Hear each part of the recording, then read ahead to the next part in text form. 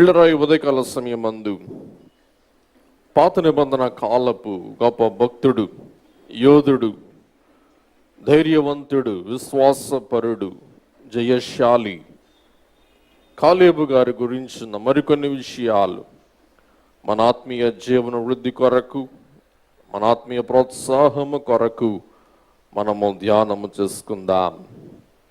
పిల్లరా, కాలేబు అను మాటకు అర్థము పూర్ణ హృదయముతో లేక పరిపూర్ణ మనస్సుతో అని అర్థము. పిల్లరా, మన మాటకు తగినట్లుగా మనము జీవించుట అవశ్యము అని మనము గ్రహిస్తూ ఉన్నాం. దేవుని దివ్య గ్రంథములో భావపూరితమైన నామములు మనము గుర్తిస్తూ ఉన్నాం. భావము లేని నామములు మనకు కనపడవు. ఒకవేళ భావము లేని నామములు ఎవరైనా కలిగిన వారై ఉంటే దేవుడే వారికి భావపూరితమైన నామములు ధరింపచేసినట్లు అబ్రహాము గారి కాలము నుండి ఇంచుమించుగా పౌలు గారి కాలం వరకు మనం చూస్తూ ఉన్నాం. కాబట్టి కాలేబు అను మాటకు ఉన్న భావం పూర్ణ మనస్సు. ఈ పూర్ణ మనస్సు, పరిపూర్ణ హృదయం అన్న భావానికి తగినట్లుగా కాలేబు తన పూర్ణ మనస్సుతో దేవునిని వెంబడించాడు. దేవా, వాక్కే నిజము, దిక్కులు చూడకు అని దైవజనుడు సెలవిచ్చినట్లు దేవుని మాట మీదే తన దృష్టి నిలిపి తాను ప్రక్కకు అటు ఇటు తిరుగక తిన్నగా దేవుని మార్గములో పయనించిన యోధుడు కాలేబు అయి ఉంటూ ఉన్నారు. చాలామంది రాజులు ఉంటారు, కానీ వారు రాజరీకము చేయలేరు. చాలామంది న్యాయాధిపతులు ఉంటారు, కానీ వారు న్యాయము తీర్చలేరు. చాలామంది వైద్యులు ఉంటారు, కానీ సరైన వైద్యము చేయలేరు. అలాగే భక్తులు ఉంటారు, కానీ దేవుని ఎడల భక్తి భావము కలిగి ఉండరు. అలాగనే ఈ యోధ మత అధికారి లేక ఈ యూదుడు మరియు యోధుడు అయ్యున్న కాలేబు తన పేరుకు తగినట్లు దేవుని పరిపూర్ణ మనస్సుతో వెంబడించినట్లు మనం గ్రహిస్తూ ఉన్నాం. ఈ కాలేబు ఎక్కిరింపబడిన వారికి, అలాగుననే కక్కిరి బిక్కిరి వారికి మరియు ఉక్కిరి బిక్కిరి వారికి ఒక నిదర్శనము, ఒక ప్రోత్సాహకరమైన వ్యక్తిత్వము అని మనం చూస్తూ ఉన్నాం. ఎక్కిరింపబడిన వారు అంటే అపహాస్యము పొందించు ఉన్నవారు, పిల్లరా వెక్కిరింపబడుతూ ఉన్నవారు. ఈవేళ చాలామంది లోకము ద్వారా వెక్కిరింపబడుచు ఉన్నవారై ఉన్నారు. మోషే, కాలేబు కూడా వెక్కిరింపబడ్డాడు. కానాను దేశానికి వేగచూచుటకు మోషే ద్వారా వెళ్ళి తిరిగి వచ్చి అసలు సమాచారం ఇశ్రాయేలు జనాంగమునకు అందించినప్పుడు బహుశా ఇశ్రాయేలులందరూ కూడా కాలేబును విక్రించుంటారు. 10 మంది ఒకటి చెప్తే యెహోషువ, కాలేబులు మీరేంటి ఇంకోటి చెప్తున్నారని విక్రించుంటారు. నవ్విన నాపచేను పండింది అన్న సామెత ప్రకారం విక్రింపబడిన కాలేబు వాగ్దాన దేశానికి వెళ్ళాడు. విక్రించిన వారు మాయమైపోయారు. అప్పుడు దేవుడు కోపగించుకొని ఇశ్రాయేలీయులతో సెలవిచ్చు మాట ఏమనగా, మీలో 20 సంవత్సరాలు పైబడిన వారందరూ కూడా అరణ్యములో రాలిపోతారు. మీలో 20 సంవత్సరాల లోపు ఉన్నవారు మాత్రమే వాగ్దాన దేశానికి వెళ్తారు. 20 సంవత్సరాలు పైబడి వాగ్దాన దేశానికి వెళ్ళిన వారిలో 2 మిగిలిన వారై ఉంటూ ఉన్నారు. ఒకరు కాలేబు, రెండవ వారు యెహోషువ. వీరిద్దరే వాగ్దాన దేశానికి 20 సంవత్సరాల పైబడిన వారిలో వెళ్ళిన వారి జాబితాలో ఉన్న 2 మాత్రమే. కాబట్టి వెక్కిరింపబడిన కాలేబే ఒక ఐశ్వర్యవంతునిగా, ఒక గొప్ప ధనవంతునిగా, ఒక గొప్ప నాయకునిగా తాను వృద్ధిలోనికి వచ్చినట్లు మనం చూస్తూ ఉన్నాం. రెండవది కక్కిరి బిక్కిరి అంటే తారుమారు. చాలా మంది క్రైస్తవ జీవితంలో తారుమారు కలిగి ఉంటారు, తారుమారు కలిగి జీవిస్తూ ఉంటారు, తారుమారు చేస్తూ ఉంటారు. ఒక చోట ఒకలాగా, ఇంకో చోట ఇంకొకలాగా.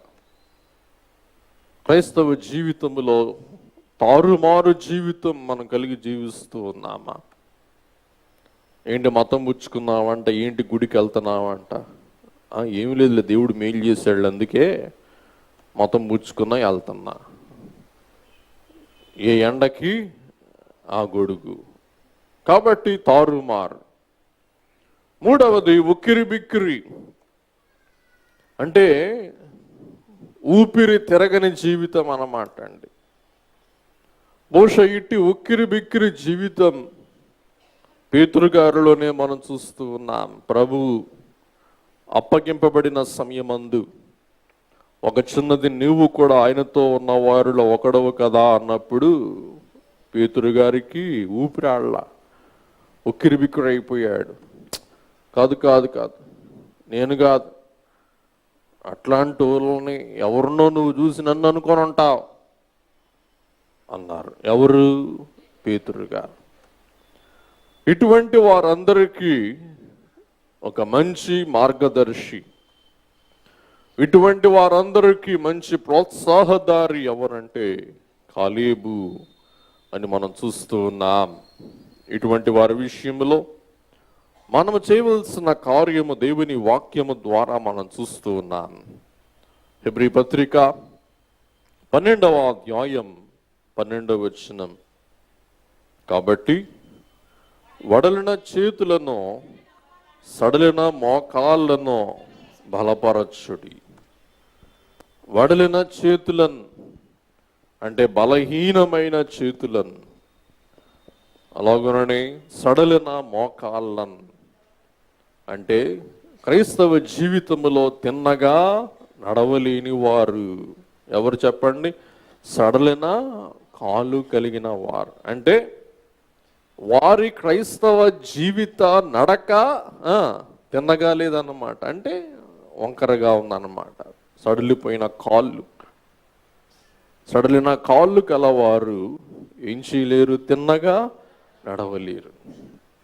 అంటే వారి క్రైస్తవ నడక సడలిపోయింది. రెండవది వడలిన చేతులు అంటే వారు చేతులతో బలమైన కార్యములు చేయలేరు, ప్రార్థన చేయలేరు, పుణ్యకార్యాలు చేయలేరు, పరిచర్య చేయలేరు, దేవుని కొరకు దాతృత్వము కలిగి దానము చేయలేరు.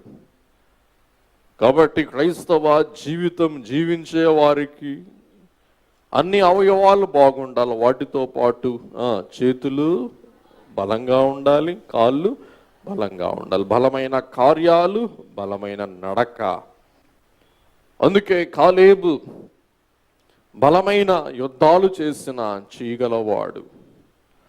దేవుని కొరకు మోషే గారితో నడిచిన పాదాలు గలవాడు. అందుకే పౌలు గారు అంటారు, వడిలిన చేతులు సడలిన కాళ్ళను మీరేం చేయండి? బలపరచండి. గట్టిగా చెప్పండి, బలపరచండి. కాబట్టి బహుశా అందరూ మా దగ్గరికి రాలేరు, మేము అందరిని పలకరించలేము. బహుశా అటువంటి వారిని మీరు కలుసుకుంటారు. సంఘం అంటే అదే, సంఘం అంటే సహవాసం. సడలిన కాళ్ళు వడలిన చేతులు. అమ్మ, ఏం చేయాలో నాకు చేతులు రావట్లా. క్రైస్తవ జీవితం నడవటానికి నాకు కాళ్ళు సరిపోవట్లా. నాకు శోధనలు వస్తున్నాయి, నడవలేకపోతున్నా, నిలవలేకపోతున్నా, పడిపోతానేమో అని భయం వేస్తుంది, సడలిన కాళ్ళు. అటువంటి వారిని అమ్మలారా ఇలారా చెప్పండి, మనం ఏం చేయాలా? బలపరచాలి. ఏం పర్వాలా, దేవుడు శోధన రప్పిస్తారు.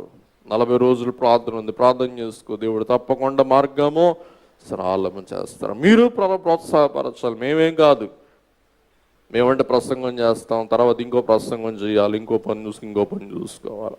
అందరి బాధ్యత, అందరితో పాటు మరి ముఖ్యంగా మా బాధ్యత ఏం చేయాలి చెప్పండి? వడిలిన చేతులు, సడలిన కాళ్ళు బలపరచాలి, సరిచేయాలి. గుర్తుపెట్టుకోండి. కాబట్టి సంఖ్యాకాండం 13వ అధ్యాయం 30వ వచనంలో కాలేబు మోషే ఎదుట జనులను నిమ్మలపరచి మనము నిశ్చయముగా వెళ్ళుదుము, దానిని స్వాధీనపరచుకుందుము, దానిని జయించుటకు మన శక్తి చాలును అని. చూసారా? కాలేబు జనులను నిమ్మలపరిచాడు.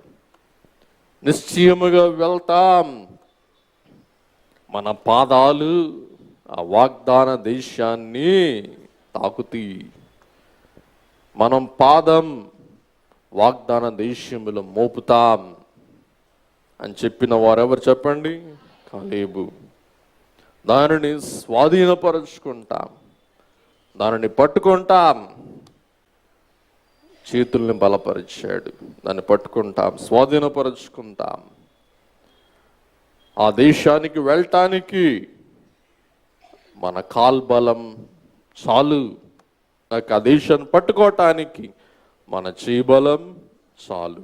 అందరు గట్టిగా చెప్పండి, మన చేతి బలము చాలు, మన కాల్ బలం చాలు, ఎక్కువ అక్కర్లా. అందుకే ప్రభు అంటూ ఉన్నారు, పౌలు గారు అంటూ ఉన్నారు, ఆయన సహింపగలిగిన దానికంటే ఎక్కువ శోధన రానివ్వరు. వచ్చినా కానీ జయించుటకు, అలాగ తప్పించుకున్నటకు ఆయన మార్గము చూపించు వారై ఉన్నారని మనం గ్రహిస్తూ ఉన్నాం.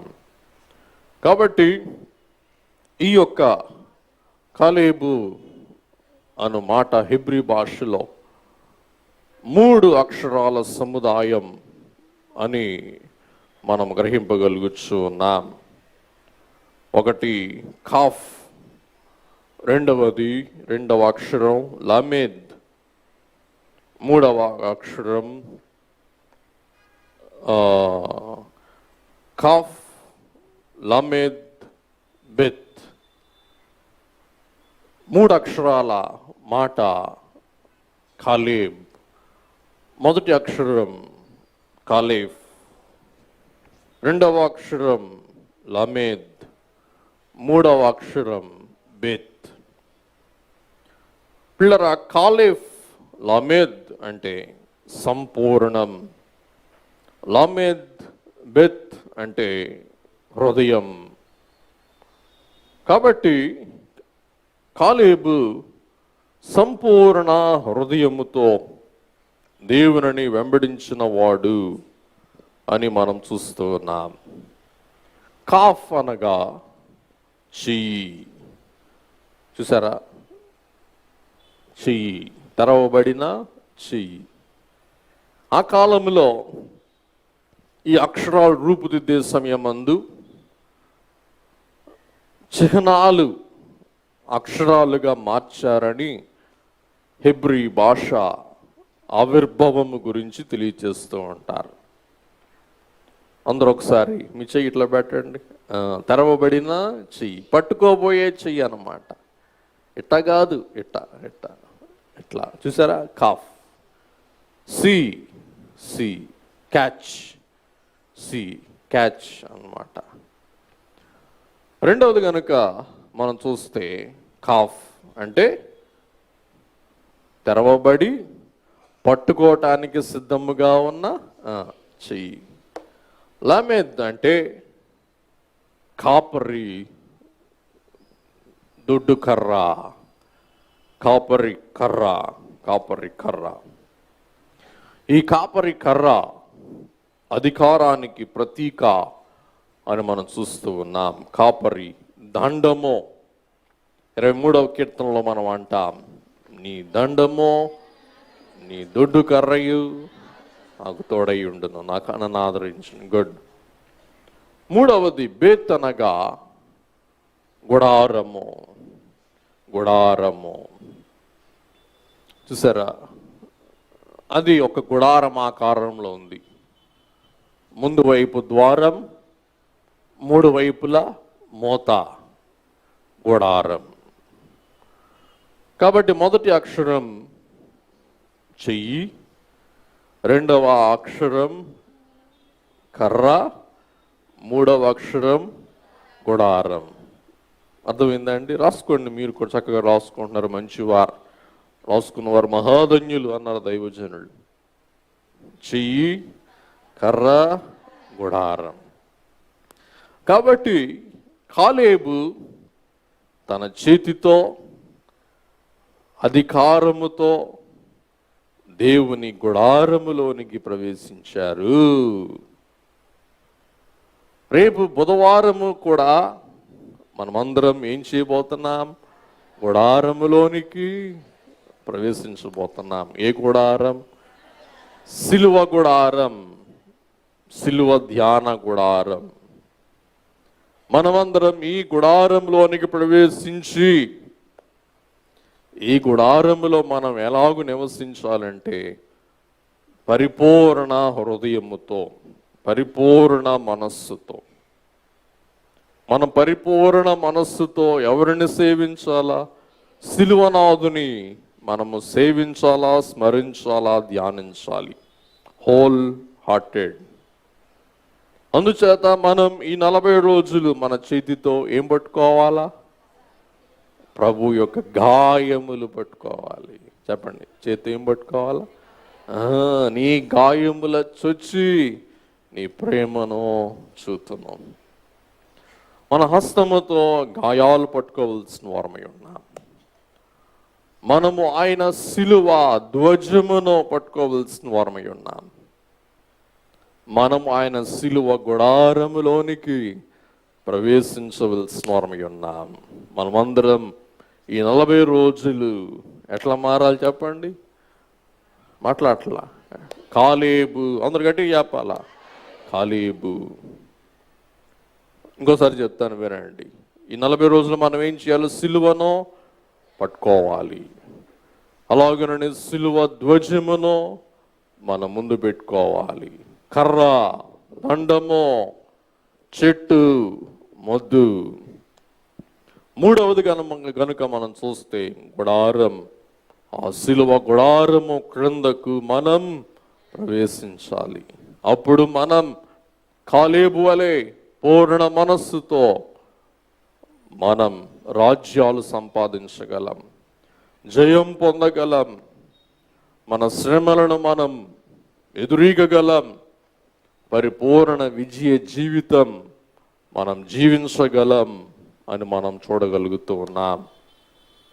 అందుకే కీర్తనకారుడు అంటారు, 90వ కీర్తన 1వ వచనం, ప్రభువా తరతరముల నుండి మాకు నివాస స్థలము నీవే. చూసారా? ప్రభువా తరతరముల నుండి మాకు నివాస స్థలము నీవే. కాబట్టి ఈ యొక్క కాలేబు తన చేతితో దేవుని పట్టుకున్నట్లు మనం గ్రహింపగలుగుచు ఉన్నాం. మనము మన మనస్సుతో దేవుని విడిచిపెట్టకూడదు. మన మనస్సుతో పట్టుకోవాలి, మన చేతితో దేవుని మనం పట్టుకోవలసిన వారమై ఉంటూ ఉన్నాం. పిల్లరా, ఈ కాలేబు విశ్వాసపరుడు.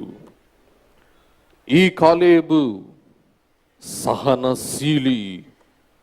ఈ కాలేబు ధైర్యశాలి. కాలేబులో ఉన్న 3 ప్రాముఖ్య లక్షణాలు దయచేసి గుర్తుపెట్టుకోండి, కలిగి ఉండటానికి ప్రయత్నించండి.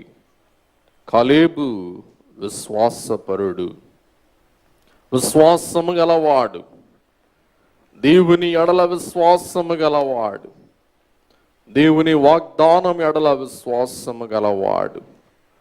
అలాగుననే దేవుని మాట ఎడల తాను పట్టుదల గలవాడు అని మనం చూస్తూ ఉన్నాం. రెండవది, తాను సాత్వికుడు, తాను సహనశీలి, తాను సహనపరుడు అని మనం చూస్తూ ఉన్నాం. కాబట్టి క్రైస్తవునికి విశ్వాసం అవసరం, క్రైస్తవునికి సహనం అవసరం, క్రైస్తవునికి ధైర్యము విధేయత అవసరం అని మనం చూస్తూ ఉన్నాం. ఈ 3 దివ్య లక్షణాలు కలిగిన కాలేబు ధైర్యవంతుడు, విజయవంతుడు, జయశాలి. పిల్లరా, కానాను దేశానికి వేగ చూచుటకు వెళ్ళిన వారు 12 మంది అయితే 2 విశ్వాసముతో దేశాన్ని చూచారు. 10 మంది బాహ్య దృష్టితో వారు ఆ దేశాన్ని చూచారు. ఇంకోసారి చెప్తున్నా, వాగ్దాన దేశాన్ని విశ్వాస నేత్రముతో చూచిన వారు కాలేబు, యెహోషువ. బాహ్య నేత్రముతో చూచిన వారు 10 మంది. అలాగుననే 10 మంది తమ బాహ్య నేత్రాలతో చూస్తే కాలేబు తన అంతరంగ నేత్రాలతో చూచాడు. కాలేబు తన ఆత్మీయ నేత్రముతో కానాను దేశాన్ని చూచాడు. కానీ 10 మంది తమ శరీర నేత్రాలతో చూచారు. కాలేబు ఆ దేశములో యెహోవా దేవుని చూచాడు. ఈ 10 మంది ఆ దేశములో ప్రాకారములు, గోడలు, బలవంతులైన, ఆజానుబాహులైన, అనాకీయులైన వారిని చూచారు. పిల్లరా, కాలేబు జయిస్తాం అన్నాడు, 10 మంది జయించలేం అన్నారు. కాలేబు దేవుని వాగ్దానం మీద నమ్మిక కలిగి ఉన్నాడు. ఈ 10 మంది తమ సొంత బలము మీద, శక్తి మీద ఆనుకున్న వారై ఉన్నారు. అందుకే దైవజనులు రాస్తారు, సొంత శక్తితో నడవలేను, సొంత శక్తితో నేను చేరలేను, సొంత జ్ఞానముతో నేను గ్రహింపలేను. కాబట్టి ఈవేళ వాక్యం వినేవారు విన్నట్టే ఉంటారు, కానీ చాలా మందికి వాక్యం ఏం కాదు, అర్థం కాదు. ఎందుకు అర్థం కాదంటే వారికి ఆత్మజ్ఞానము లేదు. ఆత్మజ్ఞానము లేదు. ఆత్మజ్ఞానము గల వారికి వాక్యములో ఉన్న ప్రతి భావము, ప్రతి గూఢార్థము గ్రాహ్యమగును. కానీ ఆత్మజ్ఞానము లేని వారికి ఏవి కూడా చెప్పండి అర్థము కావు. అవి వారికి ఫ్రెంచ్, లాటిన్ లాగా ఉంటాయి. పిల్లరా, కాలేబు సహనపరుడు. ఈ కాలములో చూస్తే ప్రతి వారు ఇప్పుడు ఇప్పుడు ఇప్పుడు ఇప్పుడు అనేవారైతే, కాలేబు అనే మాట దేవుని సమయం అప్పుడు. చెప్పండి ఒకసారి, కాలేబు ఏమంటున్నాడు చెప్పండి, దేవుని సమయం అప్పుడు. కాబట్టి ఇప్పుడు ఇస్తావా సస్తావా అనే రోజులు ఈ రోజులు. అన్నీ ఇప్పుడే అయిపోవాలా, అన్నీ ఇప్పుడే సాధ్యమైపోవాలి. కాబట్టి పిల్లరా, దేవుడు ఇచ్చే ప్రతి ఈవికి సమయం ఉంది, రెండవది సందర్భం ఉంది. ప్రభు అంటున్నారు, అమ్మా నా సమయమో ఇంకా రాలేదు. సందర్భం ఉంది, చెప్పండి సమయం ఉంది. గతంలో మీకు చాలాసార్లు చెప్పాను. పిల్లరా, కాలేబు 45వ ఏట ఈ నిరీక్షణ తాను కలిగిన వాడై ఉన్నాడు. ఈ నిరీక్షణ తాను చేత్తో పట్టుకోవటానికి ఎంతకాలం పట్టింది? 85 సంవత్సరాలు అంటే ఎంతకాలం నిరీక్షించవలసి వచ్చింది? 40 సంవత్సరాలు. అలాగునండి 40 రోజులు మన ముందుంటూ ఉన్నాయి. 26వ తారీఖు నుండి 40 రోజులు. 40 రోజులు దేవుని పాదములు ఎదురు నిరీక్షిద్దాం.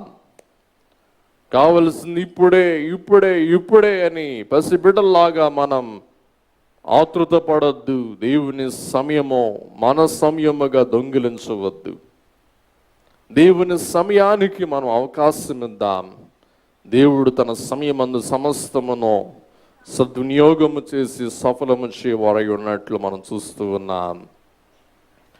పిల్లరా, ఇశ్రాయేలీయులైన వారు అందరూ కూడా అప్పుడు జనం, ఇప్పుడే జనం, ఇప్పుడే మాకు మాంసం కావాలి, ఇప్పుడే మాకు సొరకాయలు కావాలి, ఇప్పుడే మాకు కొండలు కావాలి, ఇప్పుడే మాకు తొడలు కావాలి అని అంటూ ఉన్నారు వీరు. కానీ కాలేబు అంటూ ఉన్నారు, దేవుని సమయం కొరకు మనం వేచి ఉందాం, నిరీక్షిద్దాం, కనిపెడదాం. దేవుడు సమయం వచ్చినప్పుడు ఆయన ఇస్తారు, ఆయన మనకు చేస్తారు అని నిరీక్షించిన కాలేబును మనం మార్గదర్శిగా గ్రహింపగలుగుచు ఉన్నాం.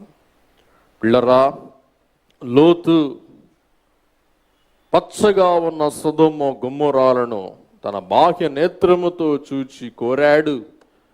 అట్టాగే లోతు తిప్పలు పడ్డాడు, అలాగునని చెరపట్టబడ్డాడు, కొనిపోబడ్డాడు చెరపట్టబడి. కానీ అబ్రహాము ఎడారిని కోరుకున్నాడు.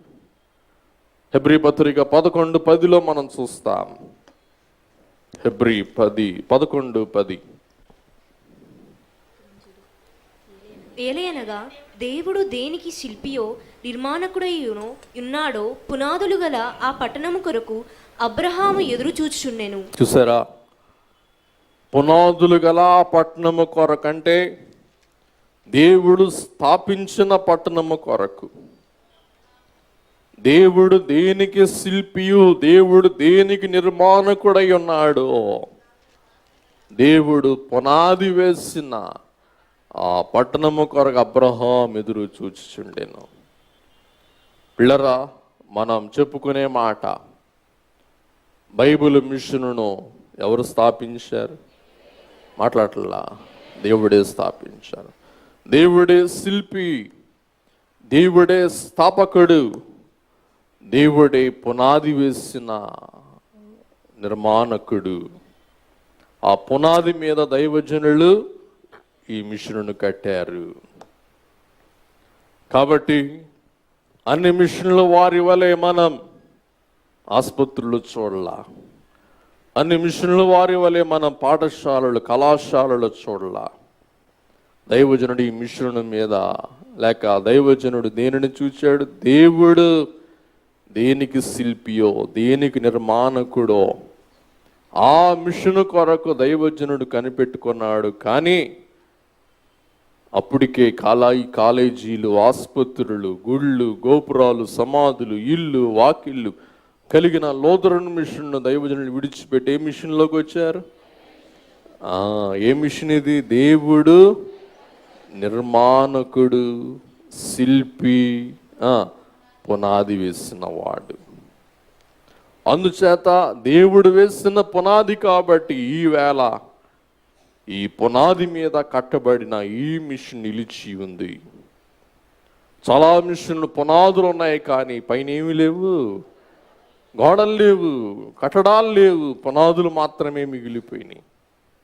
కానీ ఈవేళ దేవుడు స్థాపించిన మిషన్ అయినందున మన మిషన్కు పునాదులు ఉన్నాయి, కట్టడాలు ఉన్నాయి, ప్రాకారాలు ఉన్నాయి. మెల్లమెల్లగా మనం ఏం చేస్తూ ఉన్నాం?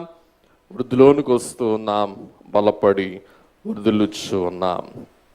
కాబట్టి పిల్లరా, ఈ యొక్క కాలేబు కోరిన కోరిక చాలా వింతైన కోరిక, చాలా విచిత్రమైన కోరిక అని మనం గ్రహింపగలుగుచు ఉన్న వారమై ఉన్నాం.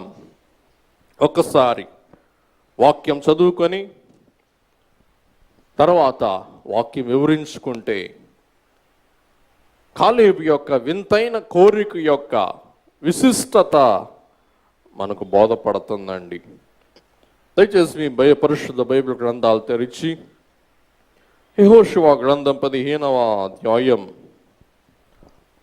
13-14 వచనాలు.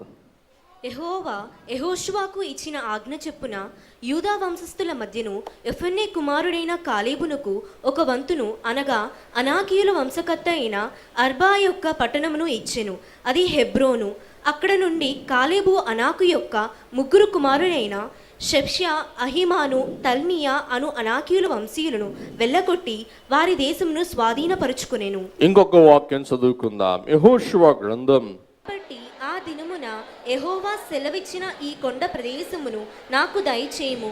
అనాకీయులను ప్రాకారము గల గొప్ప పట్టణములను అక్కడ ఉన్న సంగతి ఆ దినమున నీకు వినబడెను. యెహోవా నాకు తోడయుండిన ఎడల యెహోవా సెలవిచ్చినట్లు వారి దేశమును స్వాధీనపరుచుకొందును. చాలు. కాబట్టి కాలేబు యొక్క కోరిక,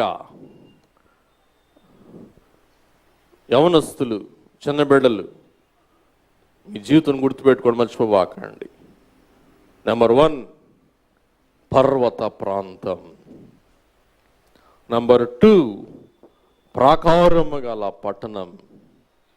నెంబర్ 3 పరాక్రమము గల జనం. బో అద్భుతం. ఇంకోసారి చెప్తాను వినండి. నెంబర్ 1 పర్వత ప్రాంతం. నెంబర్ 2 ప్రాకారము గల పట్టణం. నెంబర్ 3 పరాక్రమము గల జనం. 3 కష్టమైనవి కోరాడండి. 3 కష్టమైనవి. మనమైతే సులభమైనవి కోరుకుంటాం. అక్కడ నుండి పట్టాపురం వెళ్ళాలి. బయట కారు ఉంటుంది, బయట ఆటో ఉంటుంది, బయట సైకిల్ ఉంటుంది, బయట చెప్పులు ఉంటాయి. ఏం కోరుకుంటాం? మాట్లాడలా. ఏం కోరుకుంటాం? మాట్లాడలా. కారు కోరుకుంటాం. ఏలరా ఏం కోరుకుంటారు? ఏం కోరుకుంటారు? సైకిల్ ఎవరన్నా కోరుకుంటారా? కారు కాకపోతే ఆటోలే. కూర్చొని వెళ్ళాలా? కష్టపడకుండా సంపాదించాలి, కూర్చొని తినాలి. తప్పు. సైకిల్ అంటే ఏం చేయాలా? కొంచెం తొక్కాల. 2 తొక్కులు తొక్కితే 2 ఆవిడ దూరాలు వెళ్తాం. కానీ ఎవరైనా చెప్పులు కోరుకుంటారా? నేను కోరుకుంటాను చెయ్యొద్దండి.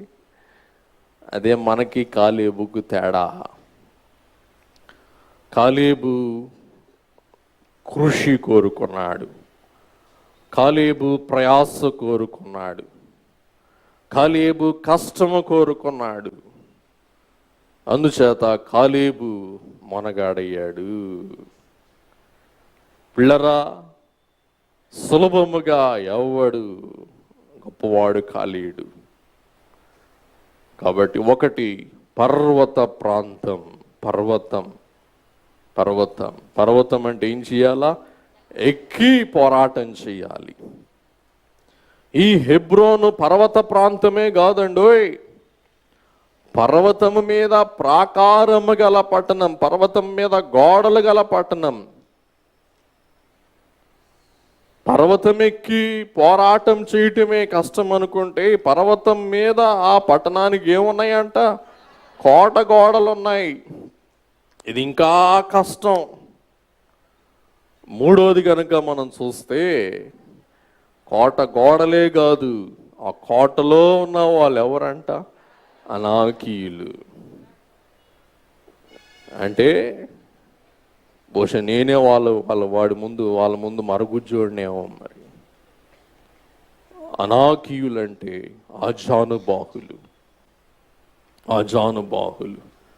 బలిష్టంగా ఉండి మీసాలు, బుర్ర మీసాలు వేసుకుని, రొమ్మిరుసుకొని దిట్టంగా ఉండేవాళ్ళు ఆజానుబాహులు. చూసారా? అప్పుడప్పుడు మనకు కనబడతా ఉంటారు. ఆజానుబాహులు అన్నమాట అండి. వాళ్ళని చూస్తేనే మనం ఏం చేస్తాం, పక్కకి తిరిగి వెళ్తాం. ఇంకా పోరాటానికి సిద్ధపడతామా? పిల్లరా, ఆజానుబాహులు కొంతమందికి కండబలం ఉంటుంది కానీ గుండె బలం ఉండదు. గుండె బలం తుత్తుమంటే పోతారు. కొంతమంది బక్కోళ్ళే కానీ వాళ్ళకేముంటుంది, గుండె బలం ఉంటుంది. గుండె బలం ఉంటుంది. కాబట్టి ఏ బలం ఉండాలా? గుండె బలం, కండబలం. ఈ రెండు బలాలు గల వాళ్ళే యేసయ్య బిడ్డలు. కండబలం ఉంటే సరిపోదు, గుండె బలం కావాలి. గుండె బలం ఉంటే సరిపోదు, ఏ బలం కావాలా? కండబలం. కాబట్టి కాలేబు గుండె బలము గలవాడు, కండబలము గలవాడు. కాబట్టి బలమైన పట్టణము తాను సంపాదించడానికి గురి పెట్టాడు. అందుకే చిన్నప్పుడు మా పెద్దలైన వారనేవారు, నాన్నగారు ఫ్రెండ్ ఒక ఆయన ఉండి అమెరికా నుండి వచ్చి, నాకు బాగా గుర్తు, అమెరికాలో డాక్టర్ ఆయన. నాన్నగారు ఆయన్ని చూసి చాలా బాధపడేవాళ్ళు. నాకు 6 మార్కులో డాక్టర్ సీటు పోయిందిరా, మా అమ్మ నాన్న కట్టుంటే, ఇది ఫీజు కట్టుంటే నేను డాక్టర్ చదువుకునేవాడిని అంటూ చాలా బాధపడుతూ ఉండేవాళ్ళు. ఆయనతో పాటు డాక్టర్, అమెరికాలో పెద్ద డాక్టర్ అయ్యాడు. ఆయన వచ్చి రోజు చెప్పాడు, ఎయిమ్ హై, ఎయిమ్ హై, గొప్ప గురి పెట్టుకో, గొప్ప గురులు పెట్టుకో, గొప్ప గురి, గొప్ప గురి. ఏ పనిలో ఉన్నా కానీ ఆ పనిలో ఏం చేయాలా? గొప్పతనం సాధించాలి, గొప్ప గురి సాధించాలి.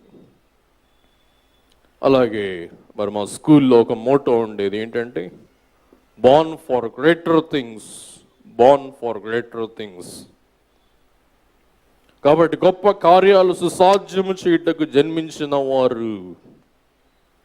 పిల్లరా, ప్రతి వారు కూడా గొప్ప గురి, అట్లని చెప్పి దురాశ అంటలే నేను. గొప్ప గురి. చదువుకునే బిడ్డలు అనుకోండి, ఫస్ట్ ర్యాంక్ సంపాదించాలి. ఉద్యోగస్తులు అనుకోండి, ప్రయాసపడి ఉద్యోగం చేసి నేను ఎక్కువ ఉద్యోగంలో ఉండాలి, ప్రమోషన్ సంపాదించాలి. వ్యాపారస్తులు మంచిగా క్వాలిటీ ప్రోడక్ట్ తక్కువ రేటుకి ఇచ్చి నేను వ్యాపారం చేసి ఎక్కువ మందిని ఆకట్టుకోవాలి. కాబట్టి పిల్లరా, ఎయిమ్ హై. కాలేబు పల్లె ప్రాంతాలు కోరుకోవాలా? కాలేబు కోరుకుంది పర్వత ప్రాంతం. పర్వతం, ప్రాకార ప్రాంతం, ప్రాకార, ఆ జానుబాహులు ఉన్న పరాక్రమశాలులైన వారున్న ప్రాంతం. పిల్లరా, మన జీవితంలో కూడా పోరాటాలు వస్తూ ఉంటాయి. ఆ పోరాటాలలో మనం కృంగిపోతే, కృషించిపోతే మన వ్యర్థులం, అసమర్థులం అవుతాం. ఆ పోరాటాలు మనం ఎదుర్కొని జయిస్తే మనం విజయవంతులం, ధైర్యవంతులం, అలాగనే పరాక్రమశాలులం అవుతామని మనం గ్రహిస్తూ ఉన్నాం.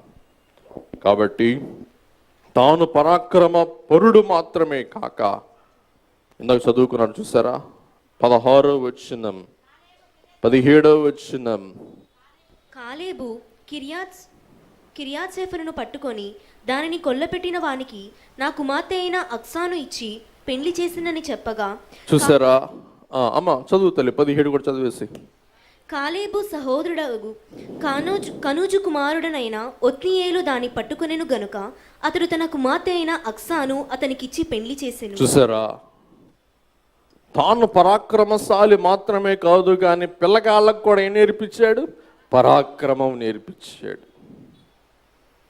ఎవరైతే ఈ పట్టణాన్ని పట్టుకుంటారో వారికి నా కూతురునిచ్చి పెళ్లి చేసి వారిని నా అల్లుడుగా చేసుకుంటా, స్వీకరిస్తా. కాబట్టి ఆయన సాహసపరుడు. ఇతరులైన వారిని కూడా ఏం చేశాడు? సాహసపరులుగా రూపుదిద్దాడు, తయారు చేశాడు. తల్లులారా, సాహసపరులంగా మనము తయారు కావాలి. మన బిడ్డలైన వారిని కూడా ఏం చేయాలా? తయారు చేయాలా. తయారు చేయాలా. అరే పిరికొడిలాగా ఉండబాకరా, ధైర్యంగా ఉండరా అని ధైర్యం చెప్పాలి, బలపరచాలి. అంటే ఏదో చెడ్డ కార్యాలకు కాదు సుమా, మంచి పనులకు. ఉదాహరణకి మెడ్రాసులో ఉద్యోగం చేయాలి, చెయ్యి, నీకు ధైర్యం వస్తుంది, చెయ్యి, జాగ్రత్త, అక్కడ దుష్టులు ఉంటారు, జయించు. అక్కడ దుష్టులు ఉంటారు, దుర్మార్గులు ఉంటారు, అయినా దేవుని వాక్యం చదువుకో, నీకేమి కాదు, ధైర్యంగా ఉంటావు, జాగ్రత్తగా ఉంటావు. కాబట్టి మా జీవితంలో కూడా చాలామంది దుష్టులను ఎదుర్కోవాల్సి వచ్చింది, చాలా పర్యాయాలు. ధైర్యం వచ్చింది, బలం వచ్చింది. కాబట్టి చాలాసార్లు మరి కొడతానికి, ఇబ్బంది పెడతానికి రెడీ అయ్యారు. దేవుడు కృప, దేవుడి మమ్మల్ని కాపాడారన్నమాట అండి. కాబట్టి ఒకసారి పేపర్ రాసి పక్కన పెట్టేసి నేను బయటకు వచ్చేస్తున్నా, ఇంకోడు నా పేపర్ తీసి గబగబగబ రాసుకుంటున్నాడు. నేను మళ్ళీ పేపర్ వెనక్కి తీసేసి ఆడ పెట్టేసి వచ్చా. నా మీద పగబట్టాడు, కొట్టడానికి స్పాట్ పెట్టాడు. ఈలోకి దేవుడు తప్పించాడు. చెప్తున్నా, సంగతి చెప్తున్నా. కాబట్టి ధైర్యం, మనకు ధైర్యం కావాలి. మన బిడ్డలైన వారు కూడా ఏం కావాలి చెప్పండి? ధైర్యం కావాలి. ఇవాళ క్రైస్తవులంటే పిరికి వారు కాకూడదు. ఏమ్మ బయటికి ఏం వెళ్తాం లేమ్మ, బయట భయంకరంగా ఉంది, భయంకరంగా ఉంది. అయినా ఆ భయంకరం లోకంలోకి నువ్వు వెళ్ళి ఏం చేయాలి? ఇది గట్టెక్కి రావాలి. అప్పుడు గొప్పవాడివి, అప్పుడు గొప్పదానివి. ధైర్యమో, కాలేబు ధైర్యశాలి. కాబట్టి పిల్లరా, ఎవరైతే ఆ ఊరుని జయిస్తారో, కిర్యాత్ ఫరాన్ జయిస్తారో, నా కూతురునిచ్చి పెళ్లి చేస్తాను. ఒత్నియేల్ మొట్టమొదటి న్యాయాధిపతి యవనస్తుడు వెళ్ళాడు, ఆ ప్రకారమును ఆ పట్టణాన్ని జయించాడు, తిరిగి వచ్చాడు, తన కూతురు అక్సానిచ్చి పెళ్లి చేశాడు. పెళ్ళిన తర్వాత ఈ అక్సా ఇంటికి వెళ్ళాలంట. ఇంటికి వెళ్ళే సమయం అందు మళ్ళా వచ్చి గాడిద దిగిందంట. గాడిద దిగి డాడీ నమస్కారం పెట్టిందంట. అప్పుడు వెంటనే కాలేబ్ అంటూ ఉన్నాడు, వాట్ మై డియర్ డార్లింగ్, ఏం కావాలి నీకు? నా బిడ్డ ఏం కావాలి నీకు? చూసారా, కూతురు కూడా మామూలుది కాదు. కూతురు కూడా ఎవరు చెప్పండి? సుసింద్రి. కాలేబు కూతురు కూడా సుసింద్రి. అక్సా యాక్స్ లాంటిది, గొడ్డ లాంటిది అనమాట అక్సా. కాబట్టి ధైర్యవంతులకు ఎవరు పుడతారు? పులి గర్భాన పిల్లి పుట్టునా? కాలేబు గర్భాన ఇంకో పులి పుట్టింది. గాడిదెక్కిచ్చాడు. అమ్మా కాపురానికి వెళ్ళమ్మా అంటూ ఉంటే గాడి దిగిందంట. డాడీ అని దండం పెట్టిందంట. ఏం కావాలమ్మా? ఏం లేదు డాడీ, నాకు పర్వత ప్రాంతం ఇచ్చావు, పర్వత ప్రాంతం నీళ్ళెట్లా, నాకు పల్లె ప్రాంతం కూడా ఇవ్వు, నాకు మడుగు ప్రాంతం ఇవ్వు, నాకు నీటి ప్రాంతం ఇవ్వు, నేను మందలు మేపుకోవటానికి నాకు మడుగులు ఇవ్వు. చూడండి ఒకసారి. అందుకామె, నాకు దీవెన దయచేయము, నీవు నాకు దక్షిణ భూమి ఇచ్చి ఉన్నావు గనుక నీటి మడుగులు నాకు దయచేయమనగా, నీటి మడుగులు నాకు దయచేయమనగా అతడు ఆమెకు మెరక మడుగులను పల్లపు మడుగులను ఇచ్చెను. చూసారా, మెరక మడుగులు, పల్లపు మడుగులు. పల్లంలోనేమో వరి పండించుకుంటుందంట అక్స, మెరకలోనేమో కూరగాయలు పండించుకుంటుందంట. చూసారా, అక్స మామూలుది కాదు, కాలేబు మామూలోడు కాదు, అల్లుడు మామూలోడు కాదు, కూతురు మామూలుది కాదు.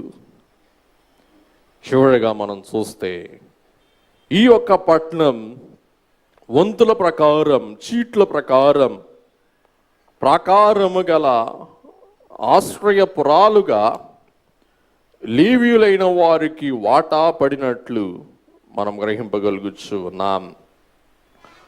కాబట్టి మరి యెహోషువ గ్రంథం 21వ అధ్యాయం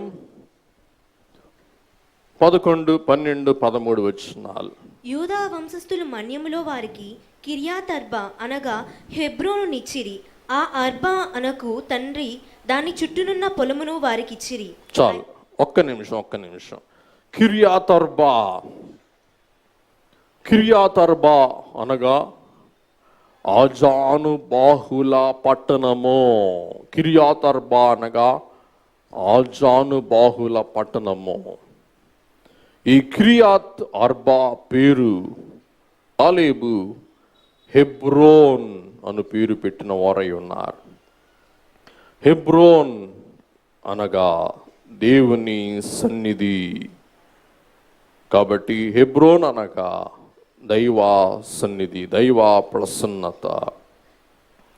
పిల్లరా, ఈ యొక్క ఆజానుబాహులైన వారుండు స్థలము హెబ్రోనుగా తిరిగి నామకరణము చేసి ఆ యొక్క హెబ్రోను కడకు మరి దావీదు గారికి నివాస స్థలముగా, దావీదు గారికి ఒక ప్రాముఖ్యమైన పట్టణముగా తన రాజధానిగా మార్చుకున్నటకు ఈ కాలేబు సాధకుడైనట్లు మనం గ్రహింపగలుగుచు ఉన్నాం.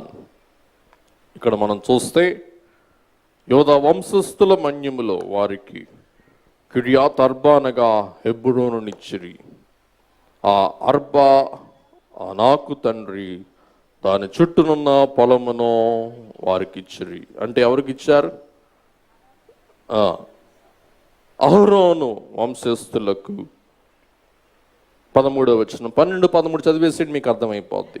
అయితే ఆ పట్టణం యొక్క పొలములను దాని గ్రామములను యెఫున్నె కుమారుడైన కాలేబునకు స్వాస్థ్యముగా ఇచ్చిరి. యాజకుడైన అహరోను సంతానపు వారికి వారు నరహంతకునికి ఆశ్రయ పట్టణమైన హెబ్రోనును దాని పొలమును, లిబ్నానును దాని పొలము. చాలు. కాబట్టి ఇది సంపాదించిన కాలేబు కొంత ఏం చేశాడండి? తన కూతురికి ఇచ్చాడు, కొంతేమో అహరోను వంశస్థులకు ఇచ్చాడు. కిర్యాత్ అర్బా బలవంతుల పట్టణం, హెబ్రోన్ సహవాస పట్టణం, దైవ సహవాస స్థలం హెబ్రోన్. కాబట్టి మనం దైవ సహవాస స్థలములోనికి ఇప్పుడు మండల కాలములో ప్రవేశించుచు ఉన్నాం. ఒక మార్చి ముగించేస్తాను. అహరోను సంతతి వారికి అనగా యాజక సంతతి వారికి ఆస్తి ఉండకూడదు. దేవుడే వారికి ఆస్తి. వీరికి ఎందుకు ఆస్తి వచ్చిందని మీలో ఎవరైనా బైబిల్ తెలుసును మనసులో ప్రశ్న వేసుకుంటారు. వాక్యములో మేము చదివాం, అహరోను వంశస్థులకు ఆస్తి ఉండకూడదు కదా, ఇది ఎట్లా అహరోను వంశస్థులకు ఆస్తిగా వచ్చింది అని మీరు బైబిల్ చదివితే, నిజంగా మీరు బైబిల్ చదివితే మీకు డౌట్ వస్తుంది. గమనించండి, డౌట్ క్లియర్ చేసి ముగించేస్తాను. ఇది అహరోను వంశస్థులకు స్వాస్థ్యము కాదు, కానీ నరహంతకులకు విశ్రాంతి లేక ఆశ్రయ పట్టణం. చెప్పండి, నరహంతకులకు ఆశ్రయ పట్టణం. ఉదాహరణకు ఎవరన్నా కొట్టారనుకోండి, కోపం వచ్చి, మనం కొడితే దెబ్బ తగులుద్ది. వాళ్ళ ఆజానుబాహులు బలవంతులు, వాళ్ళు గట్టిగా కొడితే చచ్చిపోతారు. అట్లా దెబ్బ కొట్టి చచ్చిపోయారు అనుకోండి, వీళ్ళు ఏం చేయొచ్చు? వెళ్ళి ఆశ్రయపురంలో దాక్కోవచ్చు. నిజంగా అమాయకత్వముతో, ఏ దోషం లేకుండా, ఏ పగ కక్ష లేకుండా పొరపాటున గనుక ఎవరినైనా ఒకరు చంపితే వారికి ఏముంటుంది? క్షమాభిక్ష. పగతో కక్షతో కావాలని చంపితే క్షమాభిక్ష లేదు, కానీ పొరపాటున చంపితే వారికి ఆశ్రయపురంలో వారికి క్షమాభిక్ష ఉంటుంది. ఆ ధర్మశాస్త్రం అది వేరే సంగతి. కాబట్టి అహరోను సంతతి వారికి ఒక ప్రాంతం అనుగ్రహించినట్లు మనం చూస్తూ ఉన్నాం. వినండి, తన కష్టముతో తాను సంపాదించింది తన శరీర సంతానానికి పంచాడు, తన ఆత్మీయ సంతానానికి, సహోదరులకి పంచాడు, తన కూతురికి ఆస్తి పంచాడు. అలాగుననే అహరోను వంశస్థులకు ఈ ఆశ్రయ స్థానమును తాను పంచినట్లు మనం చూస్తూ ఉన్నాం. కాబట్టి అమలారా ఇలారా, కాలేబు ధైర్యవంతుడు, విశ్వాసపరుడు, సహనపరుడు, అలాగుననే ఆస్తి పంచిన మంచి సహృదయము గలవాడు, దాతృత్వము గలవాడు, అలాగున ఇతరులైన వారిని కూడా ధైర్యవంతులుగా మార్చిన ఒక ధైర్యశాలి అని మనం చూస్తూ ఉన్నాం. కాబట్టి కాలేబు అనగా పూర్ణ మనస్సు. అందుకే ప్రభు అంటారు, ఇశ్రాయేలు వినుమో, నీ దేవుడైన యెహోవా అద్వితీయుడైన యెహోవా కాబట్టి నీ పూర్ణ మనస్సుతో, నీ పూర్ణ బలముతో, నీ పూర్ణ శక్తితో, నీ పూర్ణ ఆత్మతో నీ దేవుడైన యెహోవాను సేవింపవలెను. కాబట్టి ఎంత చెప్పినా కానీ కొంతమంది నైజం మారదు. పిల్లరా, మన వాక్యము ద్వారా, మన ప్రార్థన ద్వారా, మన మాదిరి ద్వారా మనం మారాలి. కాబట్టి ఇదే అన్నమాట మార్పు అంటే. మారు మనస్సు పొంది దేవుని వాక్కు వినకున్న భూమిని పేరొందిన విశ్వాసులైన చేరుకొనుటియే సున్నా. చూడండి, మారు మనస్సు లేకుండా ఎంత సన్నిధిపురులైనా, ఎంత భక్తులైనా, మామూటి ఎంత పాదురులైనా కానీ ఏమి లాభం చెప్పండి? పరలోకం చేరుకొనుటియే సున్నా సున్నా. చాలా విచారం. దేవుని వాక్యములో, దేవుని మందిరములో మన మనస్సు మారాలి, మనం మారాలి, మన తత్వం మారాలి, మన నైజం మారాలి, మనం ప్రభు రూపమునకు మార్చబడాలి, ప్రభు వధువుగా మనం సిద్ధపడాలి. అడ్డుధన్యత కాలేబు జీవిత ధ్యానము ద్వారా దివ్య దేవుడు మనందరికి అనుగ్రహించును గాక. దయగల ప్రభు, కృపగల తండ్రి, కృంగిన మా హృదయములను, వడిన మా చేతులను, సడలిన మా కాళ్ళను ధైర్యపరచుటకు, బలపరచుటకు, పునరుద్ధరించుటకు, భక్తుల జీవిత విశేషతలను మా ముందు నిలిపిన దేవా మీకు స్తోత్రములు. ఎలాగున కాలేబు గుడారములో ప్రవేశించి పరిపూర్ణ హృదయముతో నుండి సేవించాడు, అలాగున మేము కూడా మా ముందున 40 రోజులలో పరిపూర్ణ హృదయముతో మీ సిలువ ధ్యానము చేయడం ద్వారా ధైర్యవంతులముగా, విశ్వాసపరులముగా, సహనపరులముగా, శ్రమలో ధైర్యశాలులముగా మార్చబడి మేఘమెక్కల ధన్యత దీవెన మా అందరికి దయచేయమని మా దేవుడును, దైవజనుని దేవుడును, కాలేబు దేవుడున్న నేను యేసు నామమున వేడుకొని ప్రార్థిస్తూ ఉన్నాము మా పరమ తండ్రి.